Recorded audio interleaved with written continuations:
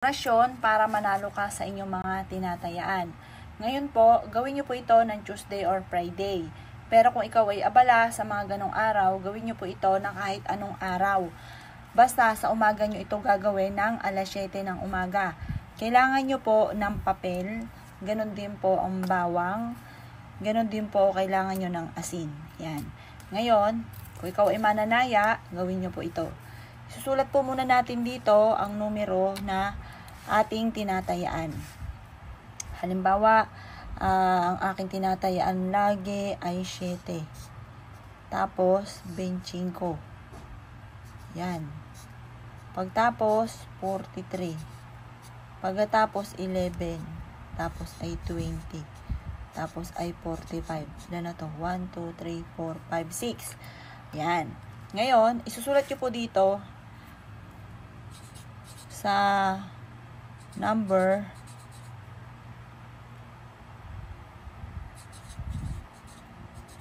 na ito mananalo ako ng jackpot. Yan. Tapos, sulat nyo po dito ang inyong tunay na pangalan at apelyido. Sample lang ito mga boss ha. Yan. Pagkatapos, guhitan nyo po ito drawingan nyo po ito ng star. Bakit kailangan natin ng star? Kasi ang star, yan yung pentacles, yan yung liwanag ng buhay tungo sa tagumpay. Pagkatapos, ay susulatan nyo po ito ng 7.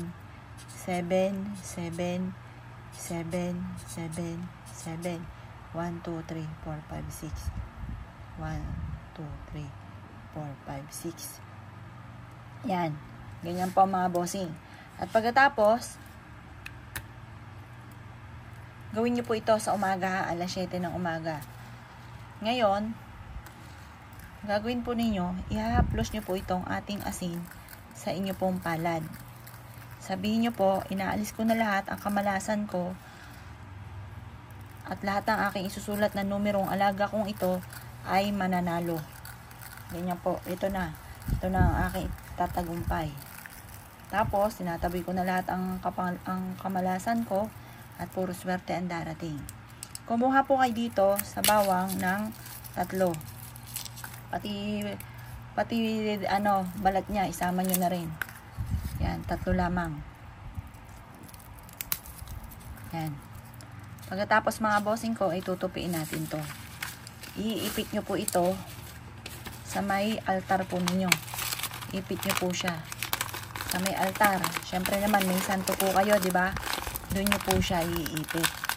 Sa damit ng santo ninyo or kaya po sa matataas na lugar nyo pwedeng ipitan or kaya sa mga corona, ganun po. Ito po, basta ito yung alaga nyo numero, wag na wag nyo itong kakaligtaan dahil ito ay maaaring manalo or kaya po maaaring iadyakan ito kung saan ikaw ay laging buenas ang buhay, laging mapera, ganoon po mga bossing.